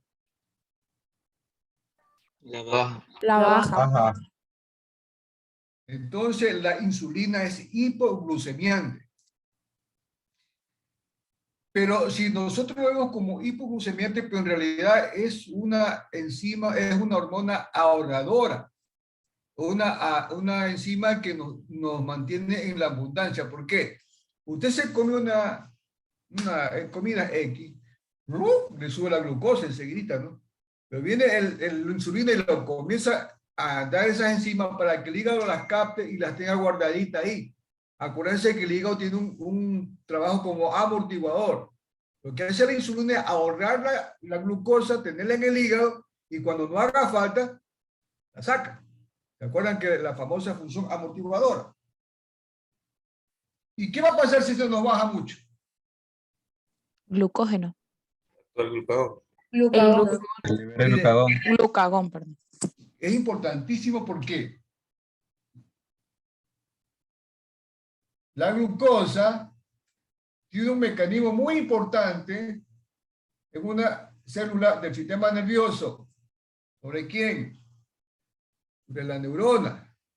Las neuronas dependen del oxígeno y de la glucosa. Si se le baja la glucosa, ¡pum!, come hipoglicémico. Entonces usted estos valores, en el momento que se le baja la glucosa, ¿qué se libera? Glucagón. Glucagón. ¿Por qué? Porque el glucagón, ¿qué es lo que hace? Eleva la glucosa. hiperglucemiante. Ese jueguito que es tan importante para nuestra vida, la mantiene el páncreas por medio de sus enzimas, que ya van bastante enzimas que producen, ¿no? Entonces, esto le hago como para que ustedes tengan o se den cuenta de lo importante que es esto. Perdón. Ahora sí, vamos a continuar. Vamos a ver bueno, si usted en la Armada del Ecuador se dice que cuando uno va a entrar en combate tiene que ser reconocimiento del terreno. Vamos a hacer reconocimiento del terreno. A ver, Melanie.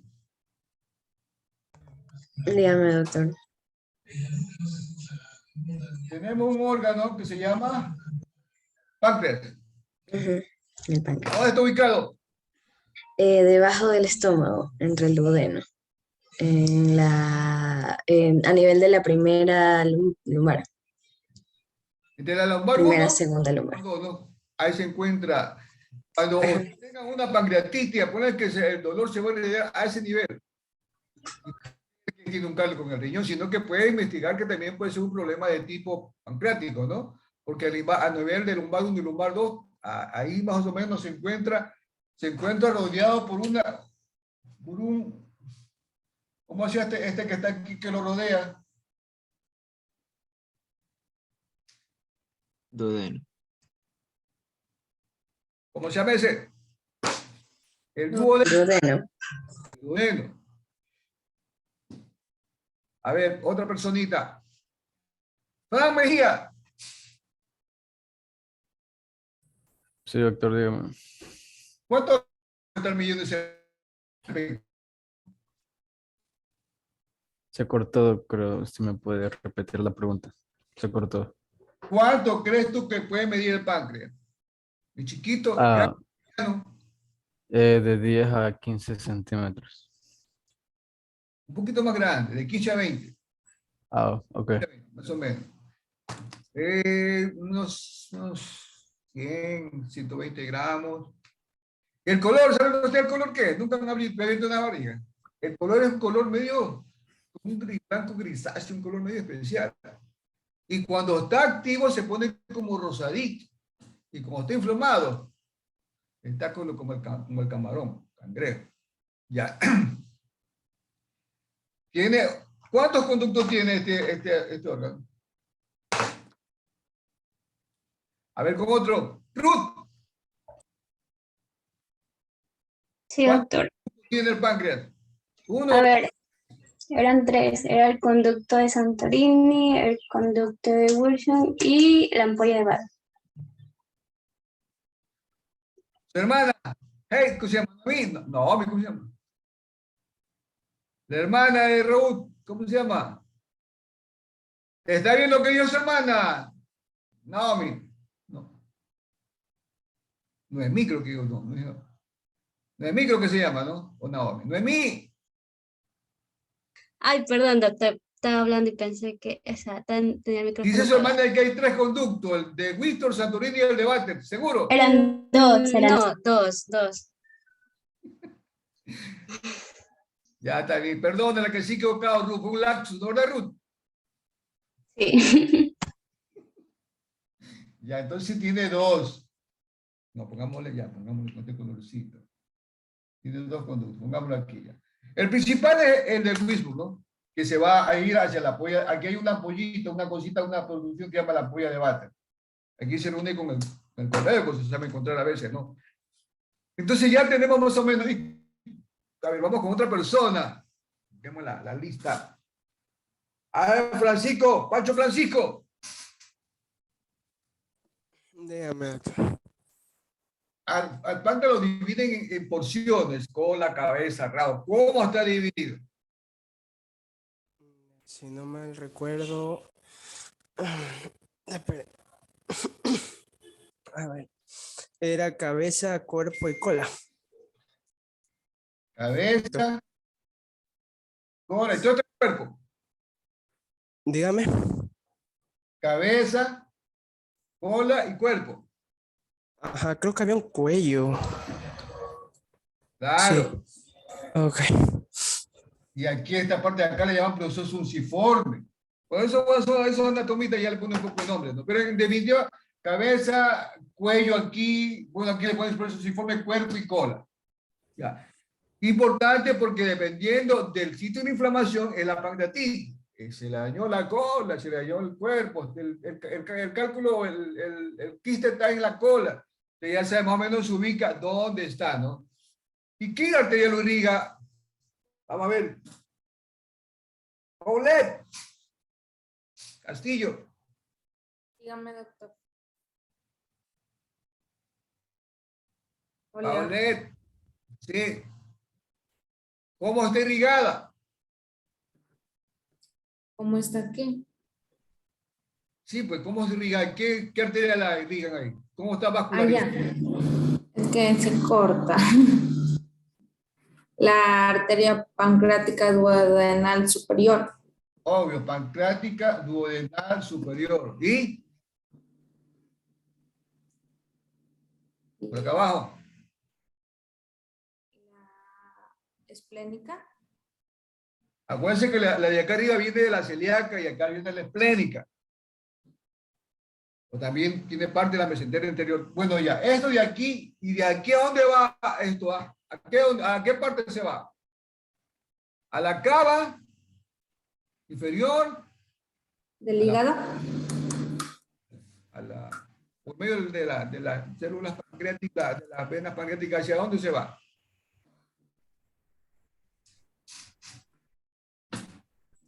A la vena ¿La cava o la porta? La porta. Acuérdense que tiene que irse a la aduana. ¿Cuál es la aduana? El hígado. El hígado. Todo tiene que ir al hígado porque el hígado, entonces el hígado va a coger y a decir, bueno, estas grasas se van el conducto linfático, estas se van para la sangre, o sea, lo divide. Entonces, mire, dése cuenta lo importante que es toda esta relación. Bueno, dentro del páncreas hay un conjunto de células que se conocen como islotes de Langerhans. En el centro hay una vena. Alrededor hay algunos grupos de células. Por eso que le llaman islotes de Langerhans. Y por acá viene la arteria, pues, ¿no? La arteria trae la información, le trae la información para ver qué es lo que va a necesitar, qué hormona se va a producir. Y esa hormona va a salir por por la vena hacia la porta donde le toca. Bueno, ahora sí, ¿cuántas clases de células hay en el islote de Langham? A ver, allá lo Melanie. Ya vamos a ver. María Luisa. Ya, doctor. Hay 4 clases de células. Ya, ¿cuáles son? Las células A, las células B, las D. Me imagino que la B ha de ser la beta. Sí, la beta, la alfa. La ¿Qué que produce falta la la beta? glucagón. Ah, la beta insulina. Las células A, glucagón. Ya, insulina. ¿Y qué más? ¿Son insulina? No, tenemos que las células D, la somatostatina y la F, era el polipéptido pancreático. La beta, ¿qué produce? Ah, insulina. Y aparte, Nada a más. mí. Hasta que mueve los ojos. No, le estoy diciendo amilasa, no se escucha, no se escucha. ¿Y cuál? Amilasa. ¿Quién ayuda? Amilina, doctor. Ay, amilina. Amilina. ¿Cuánto representa esto de las secreciones? 60%. Oye, ¿qué? Está que te metes y déjala que siga María Luisa. María Luisa, continuamos. Por las células beta. más? Disculpe, ¿qué? Ya tenemos las células beta. Ya. ¿Qué más falta? Las células alfa ya estaban glucagón. A ver, ya la alfa. ¿Qué produce la alfa? Glucagón. ¿Seguro? Sí. ¿Y cuánto representa eso? Creo que sí, es 25 a 30%. Ya, pongámosle al 25. Ya. Célula. Las células de la somatostatina. La célula somatostatina. Ajá, dale. Célula somatostatina, seguro. No, la célula delta somatostatina. Ah, la delta que produce somatostatina. ¿Y qué es la somatostatina? Ay, se me agarró. Si no mal no recuerdo, esta no es como, no inhibía la síntesis de la hormona de crecimiento.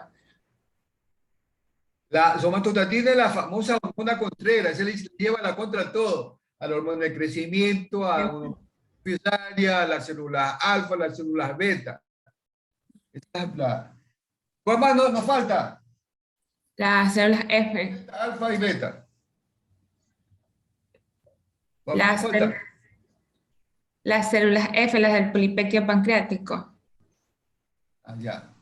Pongámosla por aquí ya. Ah, no, esa es la vena. Acá pongámosle ya. Polipéptido pancreático, ya está. ¿Cuál más nos falta? Yo creo que ahí estaría completo, doctor. ¿Seguro? Creo yo. Hay una que se llama epsilon, que produce la grelina. ¿Saben qué es la grelina? Algo que controla el Me queda el apetito. hambre. Ah, el hambre, el apetito. ¿Se dan cuenta que sí saben? ¿Está claro o no está claro? Muchas gracias, María Luisa, por recordárnoslos. Ahora sí.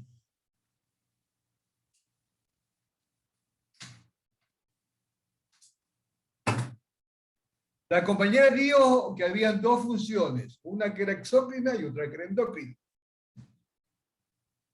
Vamos con otra personita. Génesis Guamán. Sí, doctor. ¿Quién produce la función exócrinas? Las funciones exócrinas. Me parece que son los acinos pancreáticos. ¿Y en qué porcentaje son? ¿Esos son la mayoría o la minoría? Los acinos pancreáticos. Los acinos y conductos pancreáticos. A ver, los acinos van a producir lo que son los jugos digestivos. ¿Qué porcentaje le digo yo? ¿Qué Parece que es la porcentaje? minoría. La minoría. Seguro, si usted es lo que me hace comer. No, sí sería la mayoría entonces. La mayoría, el 98%, acuérdese que toda esa enzima digestiva, cuando usted come, tiene que botar toda esa enzima digestiva. Y no solo enzima, electrolito, bicarbonato, porque se le hace si no se le. Entonces, en cambio, las funciones endócrinas son más, como que se más selectivas. Ahí, sí ahí entramos la beta, la alfa, la epsilon, la F. Y eso sí, el 2%, nada más. Vamos, con otra personita. Andrea. Sí. ¿Cuántas clases de enzimas digestivas pancreáticas conoce? La tripsina, la quimiotripsina, Un momentito.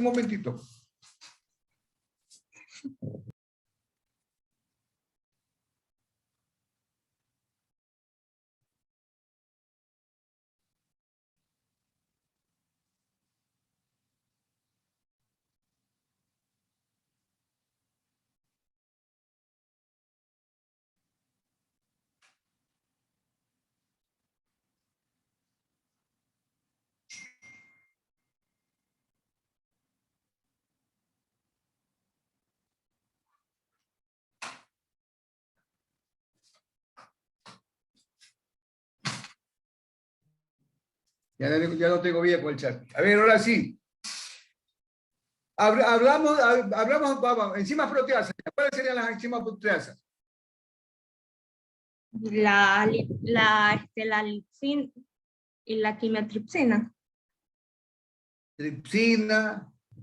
Quimiotripsina. Es el tricinógeno, el quimiotripsinógeno, porque acuérdense que tiene que entrar al intestino delgado para que se produzca y se pueda sacar la forma activa. O sea, normalmente va a producir el tricinógeno y ahí en el estómago se va a transformar ya en la forma activa. ¿Y enzimas amilasas cuáles serían? La carboxilopepsina, esa. La amilasa pancreática. ¿Cuál más puede ser? Y las grasas. ¿Ah? Y para las grasas, ¿qué hay? La lipasa pancreática. La fosfolipasa. Entonces se cuenta que tenemos bastante, ¿no? Tripsina, quimotripsina, elastasa, carboxipeptidasa, fosfolipasa, lipasa, amilasa. Incluso hay una prueba, cuando hay una pancreatitis les piden la amilasa, a ver cómo está la amilasa, si está aumentada o está disminuida, ¿no? Mire, lo importante de todo esto es que cada uno tiene dependiendo de lo que usted vaya a hacer o lo que usted vaya a digerir, el páncreas va a comenzar a producir. Por eso es que decimos que tenemos como una computadora ahí, ¿no?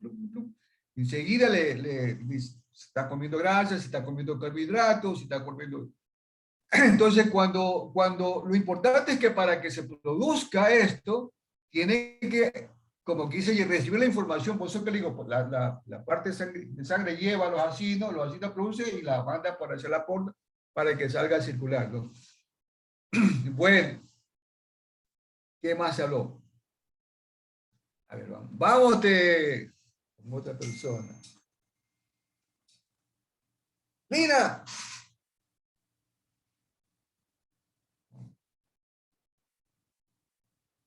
Sí, doctor.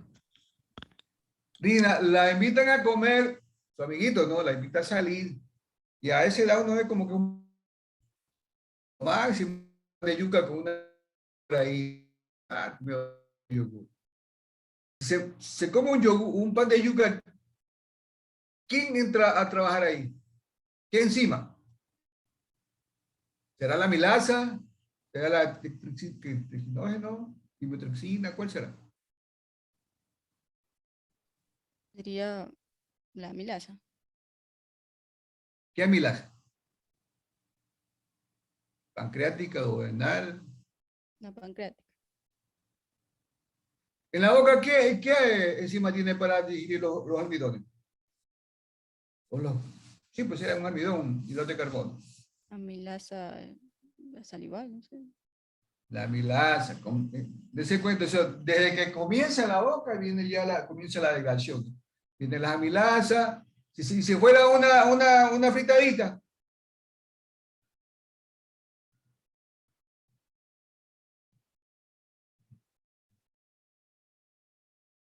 La lipasa sería. ¿Cuál sería? Una fritadita. Lipasa. Un arroz con menetrita y una chuletas ahí. La lipasa sería. La lipasa, la coloreterasa, la fosfolipasa. Bueno, vamos con otra. A ver, Isabel López. Buenos días, doctor Díaz. Buenos días. Resulta que tenemos un pacientito que le gusta la buena vida. Había comido como aburrido y había tomado cerveza como aburrido.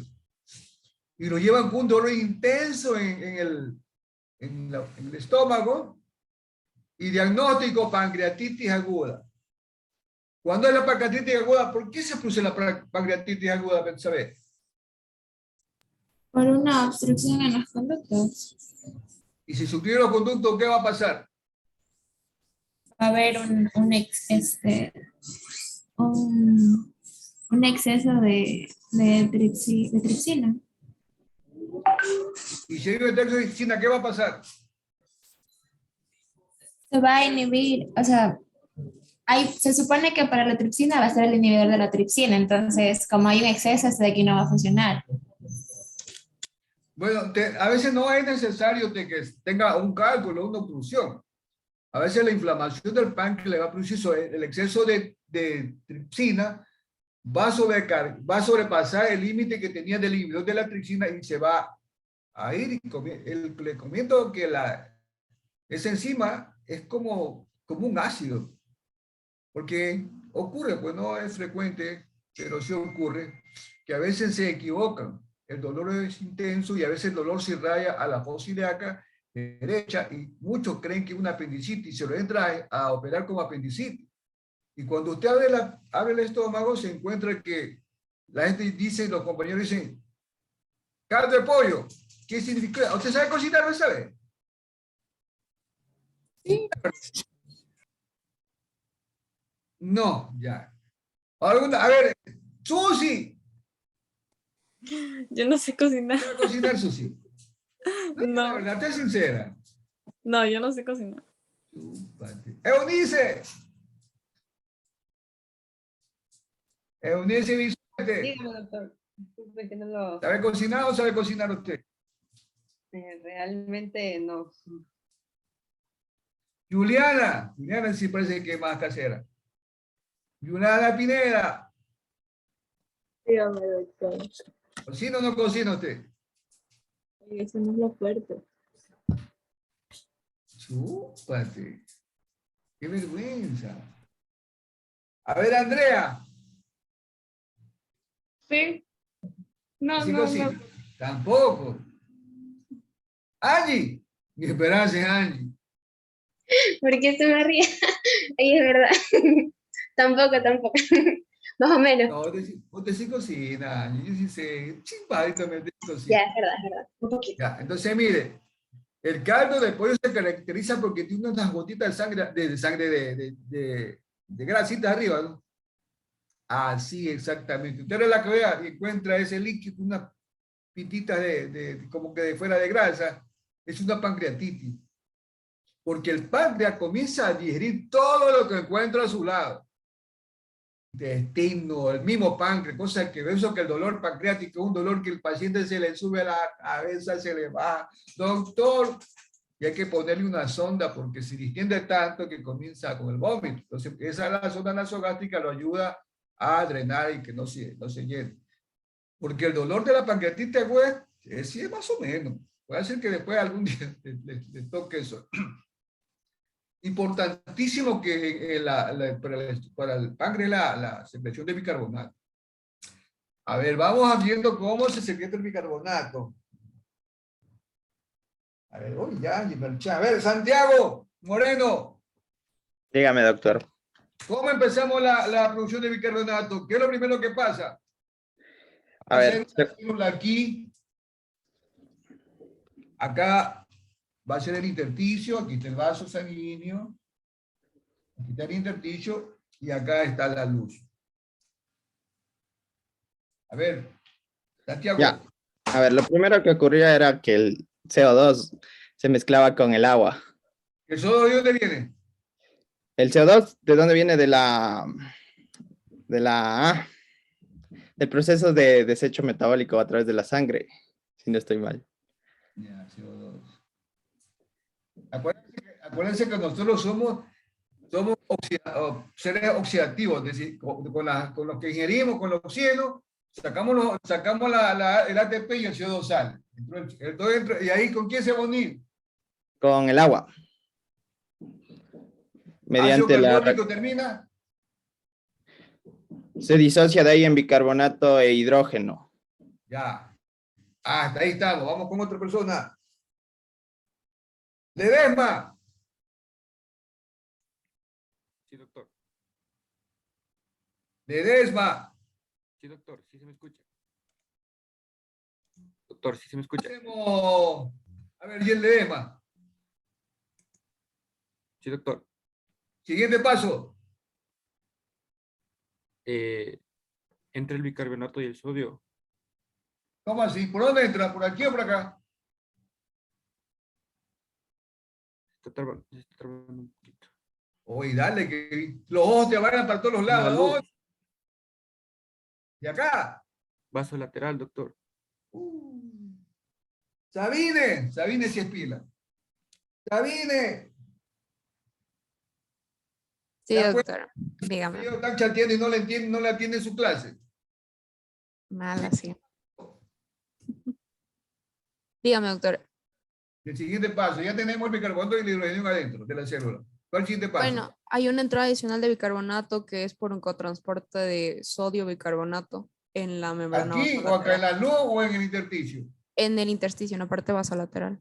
Aquí tenemos una, ¿qué es lo que hace? Entra. ¿Y qué más te entra? Y bicarbonato. Sodio y bicarbonato. Ya, ok. Ana Paula Freire. Mande, doctor. Siguiente paso. Y ya le están que le vayan los... No, saldría bicarbonato a la luz. ¿A dónde? Aquí, a la luz. Acá. Sí, doctor. Sí. A la Claro, luz. si los están que le bailan los ojos por allá. Ya, entonces sale bicarbonato. ¿Y qué más? Con cloro.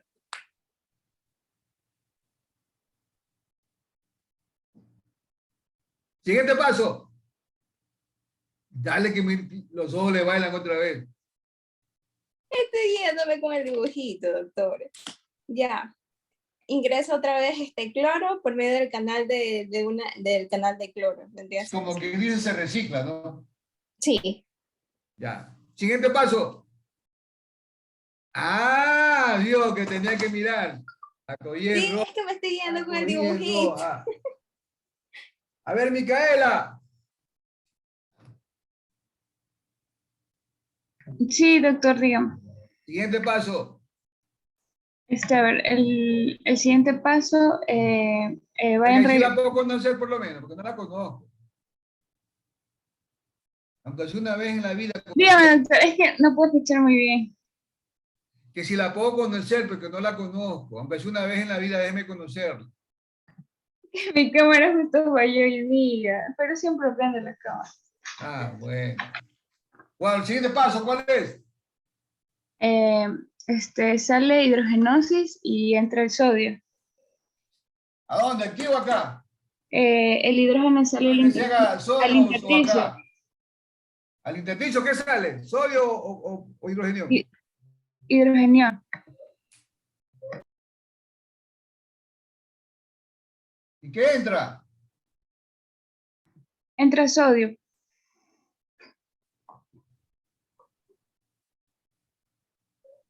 Siguiente paso. Bueno, ¿qué tenemos aquí? Micaela. La luz, ¿qué está? ¿Positiva o negativa?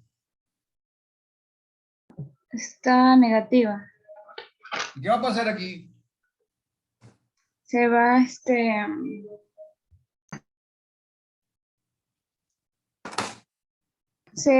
hace el intercambio ¿Cuál intercambio? de sodio y potasio. Ya hicimos el sodio y potasio. ¿O no? O sea, que se absorbe el sodio junto con el agua.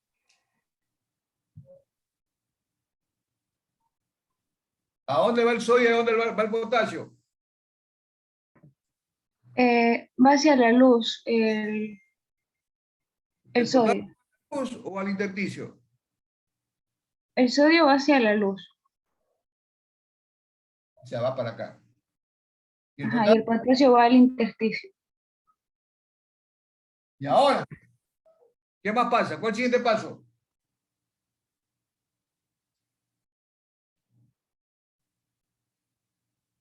Micaela, ¿cuál es el siguiente paso? Que se hace la ósmosis. Ah, se produce la ósmosis. ¿Por dónde? Por, ¿Cómo es este espacio que hay entre células?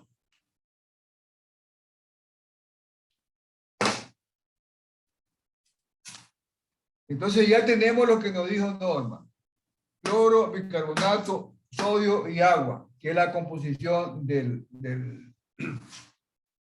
lo que usted manda a la secreción. Ahora me dijeron también que, a ver, vamos con otra persona que no haya hablado. ¿Abigail ya habló o no? Abigail. Sí, doctor. A ver, Abigail. Ah, sí habló Abigail. Bueno, ya no importa. Yo sé que usted colabora con la cátedra. La invitaron a comer arroz con menestra y chuleta. Pero como está emocionado, como usted dijo, bonita esta chica, no sé cómo complacerle, le manda otra chuleta más encima. Tanta comida. ¿Qué hace su páncreas? ¿Cómo resuelve ese problema? ¿Qué estímulo van a ver para que se produzca se aumente la secreción? Estímulos nerviosos ¿Nervioso? y también hormonales. Hormonal. ¿El nervioso cuál sería? Eso sería a través de lo que es esa de acetilcolina.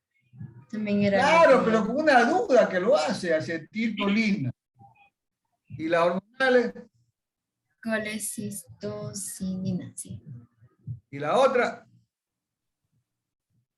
La secretina. La secretina. Ahora una pregunta. Ya, usted ya habló, ya.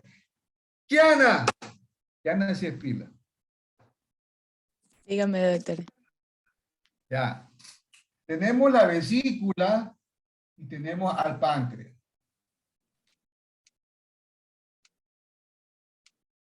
¿Qué hace la colecistocinina en la vesícula y qué hace la secretina en la vesícula? A ver, vamos con la colecistocinina. ¿Qué hace la colecistocinina en la vesícula? ¿Cómo? Esta es... Sí. ¿Qué hace? ¿Cuál es la función? Cuando llega la colecistocinina, como le baila el ojo. Pues, no me... A ver, la secretina sé que era, o sea, cuando llegaban, por lo general, cosas ácidas al estómago.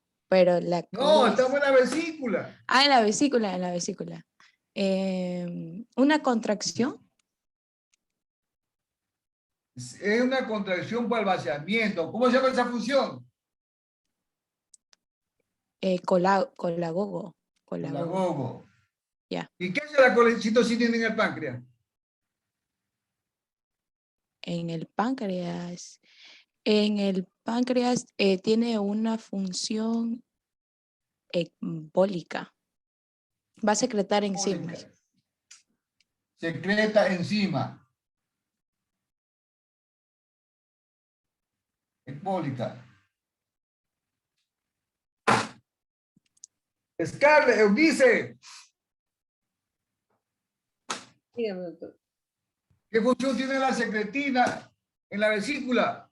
La secretina en la vesícula era para crear una solución acuosa con bicarbonato, ¿verdad? ¿Cómo se llama esa secreción? Bicarbonato.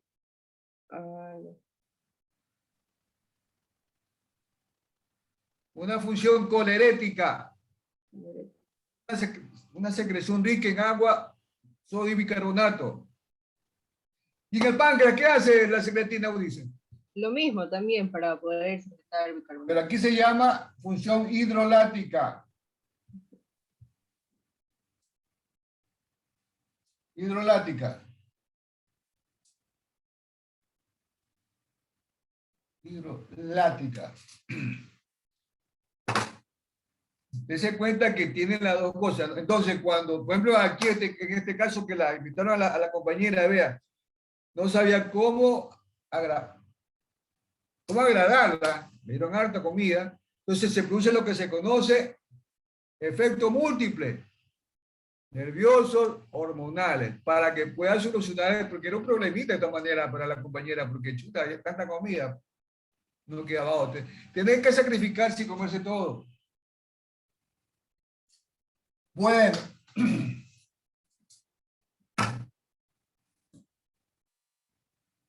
Milena Pacheco. Sí, doctor.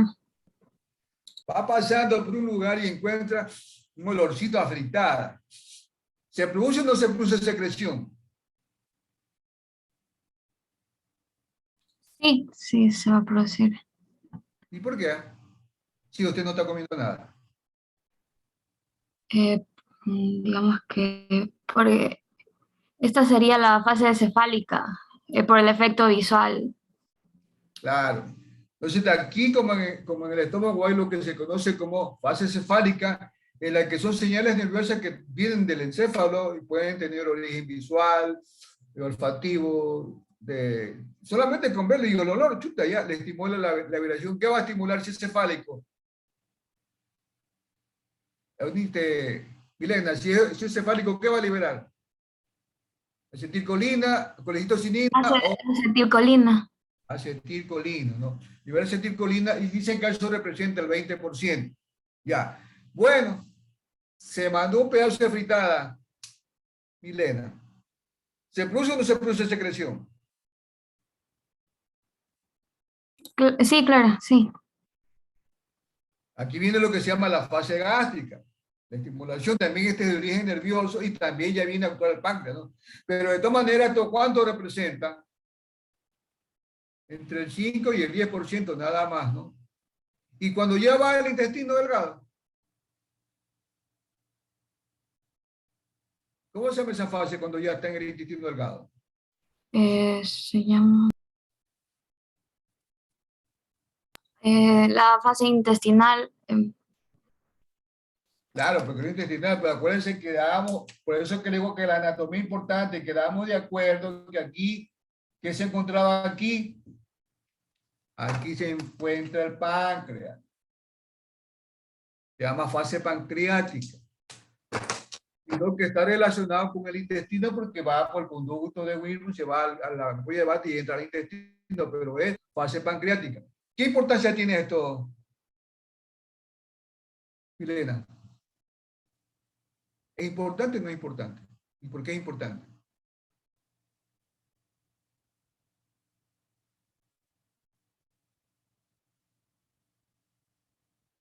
¿Es abundante o no es abundante?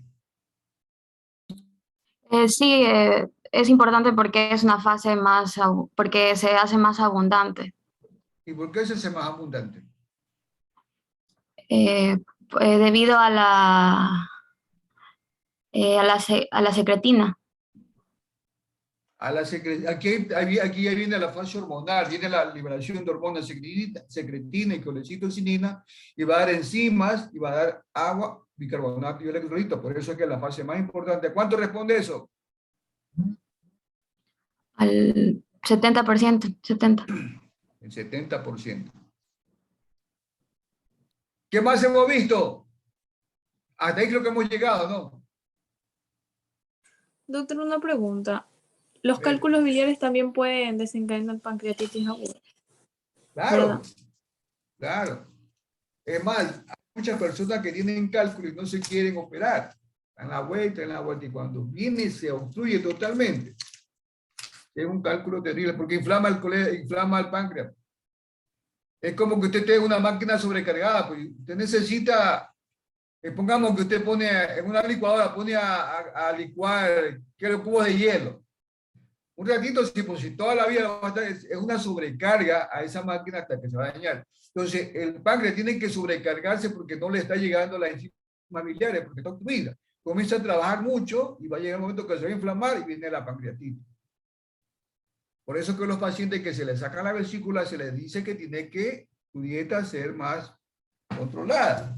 Pero nuestro pueblo es así al comiencito, cuando tiene el dolor es que se acuerda, pero cuando le pasa el dolor y siguen comiendo y viviendo de todo. Y ya después vienen los problemas.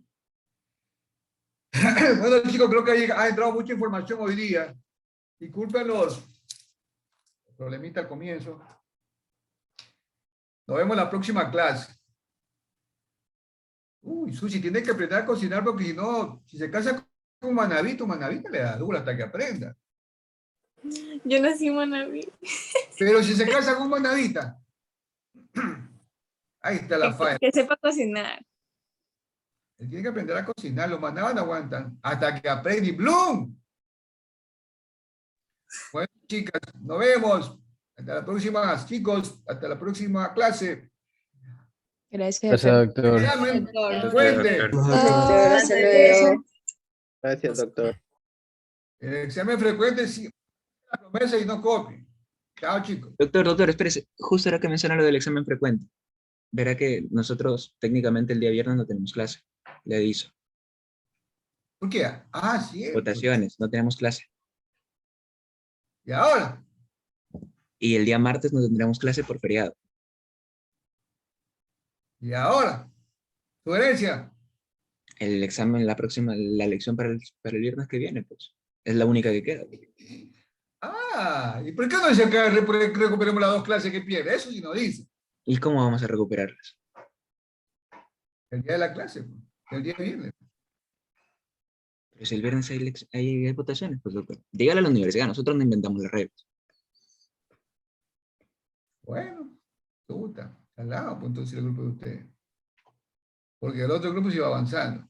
Bueno, entonces será para el próximo viernes, ¿ya? ¿Qué puedo hacer? Ok, chao chicos. Chao, doctor, cuídese. Chao, doctor. Gracias.